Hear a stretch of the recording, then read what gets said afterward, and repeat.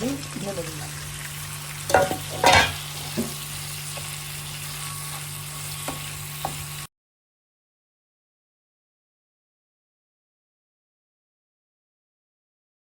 ভালো করে শুনে রাখেন, মৃত ব্যক্তিকে সওয়াব পাঠানোর উদ্দেশ্যে কবরের কাছে হোক, লাশের পাশে হোক, আর অন্য কোনো জায়গায় হোক, লোক ভাড়া করে এনে কোরআনে কারীম তেলাওয়াত করানো এটা নাজায়েজ।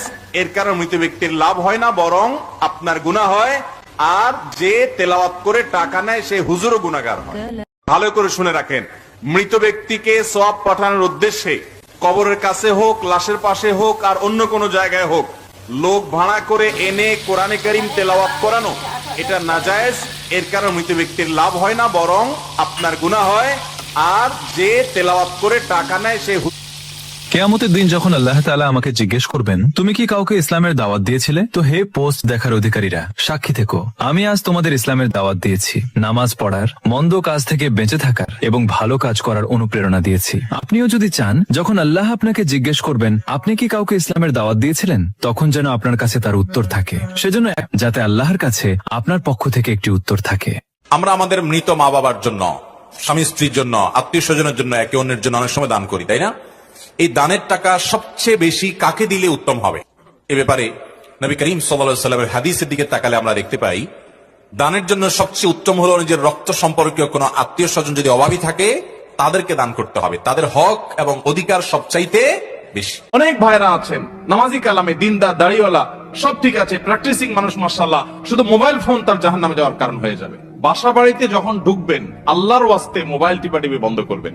আপনি যদি বাসা বাড়িতে যে স্ত্রী এবং সন্তানদের হক আদায় না করে ভূতের মতো ইউটিউব, ফেসবুক আর গেমস ইত্যাদিতে ডুবে থাকেন, তাহলে আপনি গুনাহগার হিসেবে আল্লাহর কাছে উঠবেন কিয়ামতের ময়দানে। যে স্বামীকে সময় দেওয়ার সুযোগ নাই, সন্তানকে সময় দেওয়ার সুযোগ, মোবাইল টিপতে টিপতে বাচ্চাদের মুখে খাবার দিচ্ছে, পুরুষরা হোক মহিলারা হোক, যেই করুক না কেন, এটা খুবই জঘন্য একটা কাজ। অনেকের মা কবরে আছে, অনেকের বাবা কবরে আছে। আপনি যখন নামাজ পড়েন আপনার মা বাবা পার্সেন্টেজ পায়। আপনি যখন কাউকে দান করেন আপনার মা বাবা পার্সেন্টেজ পায়।